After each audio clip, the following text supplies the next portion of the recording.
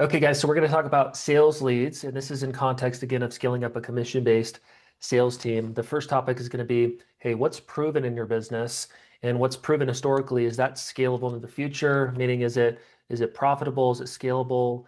Does that work for you based on whatever your revenue goals are? Then we're going to talk about just some simple things around contact data so you understand like the data side of lead generation is incredibly important. The cleaner the contact information is, the better it is, the easier it is going to be for your reps to actually contact leads and convert them through the sales process, whatever that looks like for you. And then we're going to talk about lead volume and understanding those metrics. So provable, scalable. There's multiple ways to generate lead opportunities, but we're going to keep it simple today. You have probably built your business based on referral, inbound, or outbound. Okay. And when I say inbound or outbound for you, direct to consumer, like door to door organizations, that would fall under outbound. Okay. So outbound feels more B2B language, but it's referral, inbound leads, or cold contacting. So for most of you, probably all of you, your business has been built based on that. Now, when you go to scale up a commission-based sales team, it's important to understand, hey, is whatever we've done in the past, is that what we're going to do into the future? Okay, so whatever it is, if you hire me into your commission-based model or whatever the sales model is, your lead generation process, assuming I'm responsible for it, needs to be clear and it needs to be I need to be able to execute on it at scale. So as an example, let's say that you've built up a $1 million business and primarily you've done that through networking or referrals or whatever. Okay. Well, if I'm a new rep and you've been in your industry for 12 years and you've built a seven-figure business based on relationships, partnerships, referrals, or whatever, I'm going to come in and clearly not be able to replicate that and accomplish the income that I need to ramp up into financial success. Meaning that I'm not going to come in with 100 referrals and be making a ton of money. That's not going to be the norm. So in that example, it's probably not going to be the scalable model into the future. So we're going to have to get creative and focus on, hey, what's going to be the scalable and profitable lead generation process to build up the sales team that we want to. Um, if I've built up a business with inbound lead generation, maybe I've built up a seven-figure doing inbound as well. Well, if that's proven, that's great. But the question is it financially scalable? Okay, meaning that am I confident that if I spend $1, then I'm going to get $3 in revenue or whatever back? And am I confident and able to invest into that because of the nature of our inbound lead generation system? For a lot of you, that may not be the case. So if a company, as an example, built their business on referrals, and we know that's maybe not scalable, well, we're going to have to look at something else. It's either going to be inbound, which is not going to be normal for the company under a couple million. And call it for most companies under 5 million, most companies are going to go down to, outbound, which means, they're doing cold contacting, lead generation to build sales pipeline, whether it's B2B on the phone, via email, LinkedIn, whatever, or it's direct to consumer door to door in residential neighborhoods. Okay, so if you're, under a couple million bucks and you've built your program based on referral or inbound, and you're coming to the conclusion now that referral is not scalable, meaning you can't build a sales team out of that because they're not going to be able to make enough money. Or if you're coming to the conclusion, or if you already have in the past, that your inbound marketing or lead generation system is great, but it's not really profitable, it's not making you a bunch of money, and you're not confident in scaling or investing into that, well, most likely that's going to lead you into outbound. Okay. Outbound, meaning we need to build a lead generation process that a setter or a sales rep is responsible for. Again, whether that's over the phone, via email, LinkedIn text, or knocking doors, business to business, or knocking doors in residential neighborhoods if it's a direct to consumer opportunity. Um, so that's a little bit of context for you.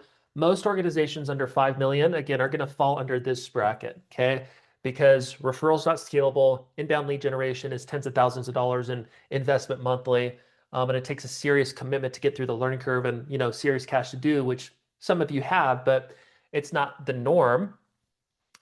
We see most businesses under 5 mil, if they haven't figured it out, they go heavily into figuring out their lead generation process for outbound. Now, if you already have that proven, then great.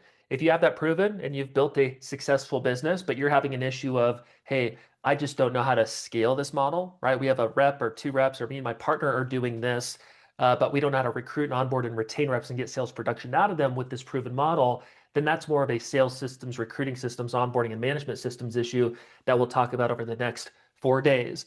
But that's just some initial context for you as we think through this topic. So you want to think about what's proven, meaning where did our last 20 to 50 customers, where did they come from? Okay. If your answer is door to door or cold calling or whatever, then you know what you're probably going to scale is this.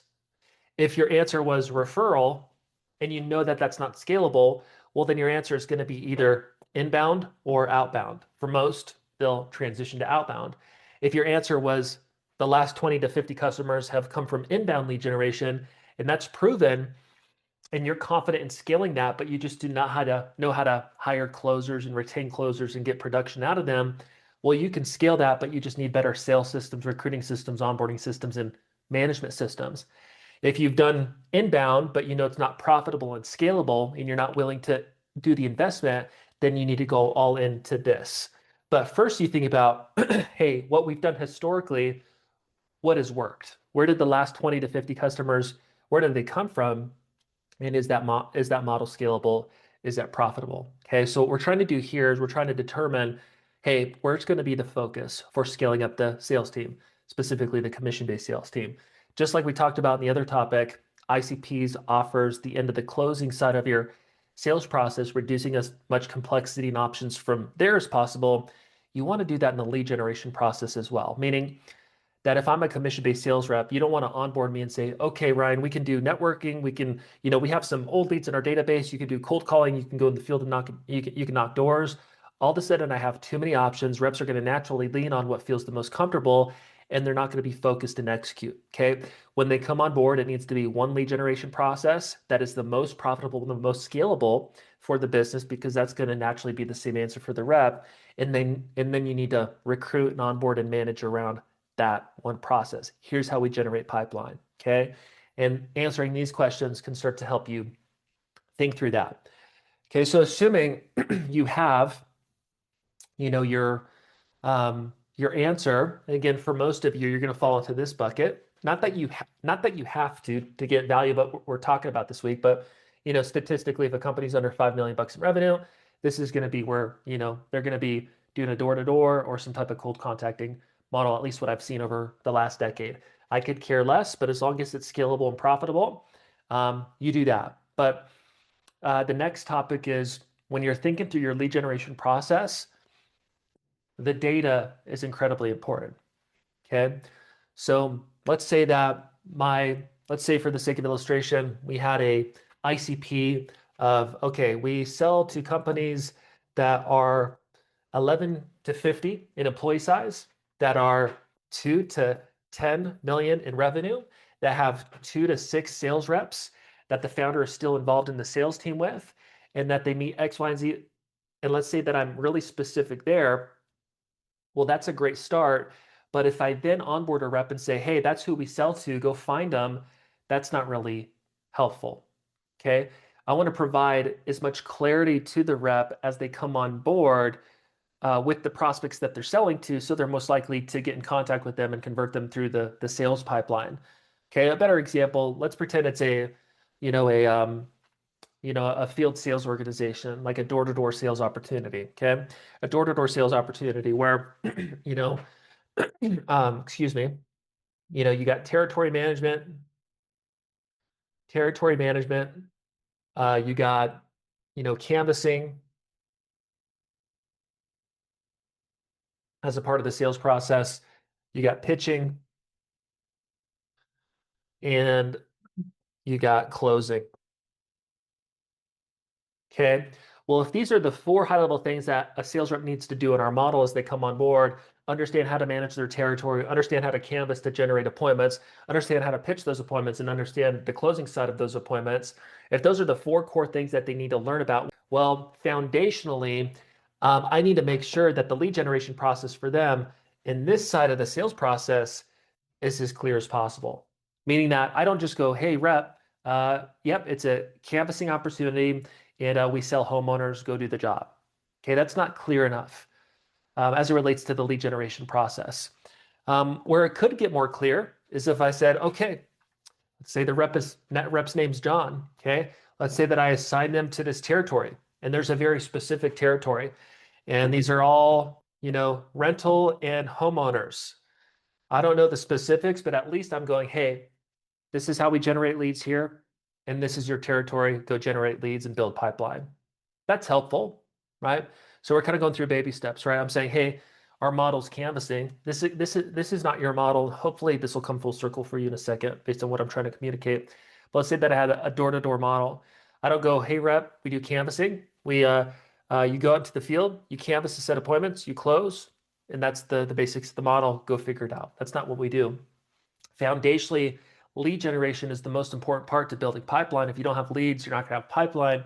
And so the more clarity and the better the data is for the rep as they come on board, as it relates to the lead side of the sales process, the better. So once I've identified what my lead generation process is going to be, hypothetically cold calling or canvassing door to door in the field, well, then there's layers of improvement that I can provide as it relates to lead data. I can assign a rep a territory, and that's great. That's a better, step than just saying, hey, you need a canvas. I can assign them a territory plus have tech that helps them understand which people are actually homeowners if we sell to homeowners, right? So maybe I assign them a territory in phase one. That's okay. But if I wanted to improve the lead generation side of the sales opportunity for the sake of ramping them up into success as quickly as possible, maybe I would integrate tech into this field sales management process, and I would understand who the homeowners are, and all of a sudden maybe the rep is in the field, and instead of having every home in this neighborhood assigned to them to go prospect, maybe they know which ones are actually homeowners. Right? So all of a sudden, as a rep, instead of contacting everybody in this territory from a leads perspective, I'm contacting specifically people who are homeowners that meet the ICP that we actually sell to, reducing, a bunch of wasted time. Okay, does that make sense, by the way? Let's say I wanted to step it up a little bit more. Okay. Well, I could assign territory. I could have tech assigned to that, which helps a rep understand which people are actually homeowners. And if I could screen that lead data, maybe I could identify which ones are actually meet perfectly our ICP and are potentially FICO qualified for hypothetically buying windows or whatever. And maybe I assign reps a territory. They know which ones are homeowners. And on top of that, they know which ones are most likely to qualify from a FICO perspective based on financing and buying windows. And all of a sudden, in our lead generation process, which is what we're talking about, we've gotten very specific on who to contact. Okay, rep, here's your territory, here's the tech, here's how you execute the job, here's the exact people within this territory to connect with who are most likely to meet the ICP and actually buy what we have. Okay, and all of a sudden, I've taken whatever 200 homes and I've reduced it down to 40 homes, which is making me 5 times more efficient as a sales rep in the field.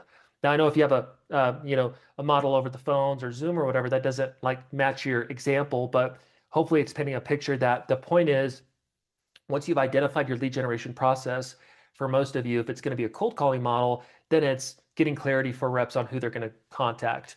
There's ways to do that for them if they're selling in the field.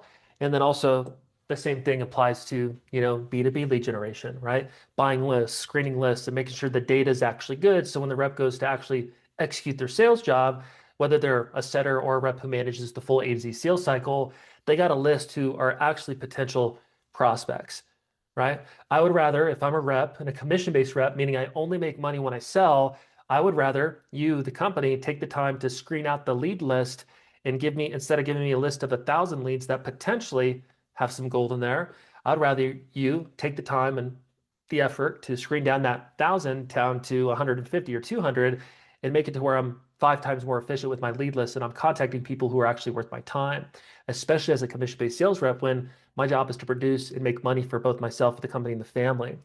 And so the point here is, in the first thing that we covered is you need to understand, okay, what's going to be our lead generation process at scale? What's scalable? What's profitable? For a lot of you, you're going to fall into the outbound area.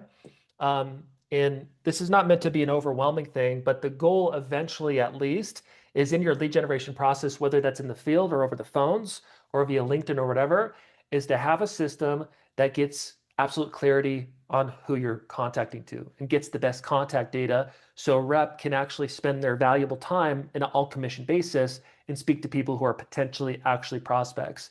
If you throw me into the field in this example and I have, this territory goes down to just these guys, okay, all of a sudden I'm way more likely to see success. You've reduced you've reduced my wasted time as an example down by 5x, which means I'm 5 times more likely to be successful. Does that make sense? Hopefully that's clear. Okay. So we want to define whatever the lead generation process is going to be, and then make sure whatever that scalable lead generation process is, that reps are going to have enough of good data to actually build pipeline and make good money. Okay, the whole purpose is to have foundationally the core things dialed that are going to result into what you want, which is retention. Okay, if there's too much complexity, this was the other topic, too much complexity in the ICP, too much complexity in the offer, too much complexity in the way the prospects sign up for your services or buy your product, then you're way behind the game and reps are never going to see success and you're going to spend a lot of time spinning your wheels. The same thing kind of applies to lead generation. Now, if it's inbound and it's a good inbound lead generation system and leads are hitting the calendar, then that's easier. But if it's an outbound process, door to door or on the phones, then you want to get things really dialed from a list perspective so reps time is being used correctly. Very, very important. When that starts to come together eventually, then you want to understand kind of the metrics. Now, all of these things, right? Most people will hear this, and if you're in a B2B opportunity, as an example, and you want to build out an outbound process, you go, well, okay, that makes sense, but I'm already overwhelmed, right? All of the things that we're going to cover this week, just as a note, you will be ahead of 90% of your competition if you just work on 1 or 2 things every single month for the next 12 months. Okay. Hey, but anyways, once you've identified your lead generation source, and also or your kind of your strategy, and then also the lead generation source, like where the leads are going to come from, whether that's field, leads in the field or lead list that you're buying or whatever it is. From there, the goal, although this is not an overnight thing, and maybe you know it today, the goal as soon as possible is to understand the numbers, meaning how many doors or how many leads that do we need to get in contact to result into a sale, right? If I'm a B2B opportunity, as an example, I want to know, okay, if I get a list of 500 and I screen it down to, typically we screen out 80% down to 100. I'm just talking hypotheticals. That list goes down to 100. That results into our sales process into 10 discovery meetings. That results into 6 of those people showing up, 3 of those people getting offers, and 1 of those people closing. Okay, so over time, you want to understand your numbers. Okay, if a reps knocks 50 doors, it results into this and this and this and this and a close. In our B2B opportunity, if we provide this amount of leads, on average, it results into this, and then this and this and a close. So the point is over time, you want to understand the math so you can predictably go, okay, rep, I'm going to give you this, and it's conservatively going to result into this. And you can set expectations around that in the recruiting, onboarding, and management process, and also build your sales system around it. That's hard to do right at the beginning if you don't have these things dialed, but it is a future thing that you want. You want to be clear in what lead generation process is scalable and profitable. You want to ideally make that lead generation process as simple for the rep as possible. And part of that is lead data. And then eventually you want to understand the metrics within your sales cycle of how many leads that you need to get to an average sale. So I get this many leads, it results into this, and it results into this from a money perspective. Okay, this is just example numbers, but the point is you want to get clear on the data eventually.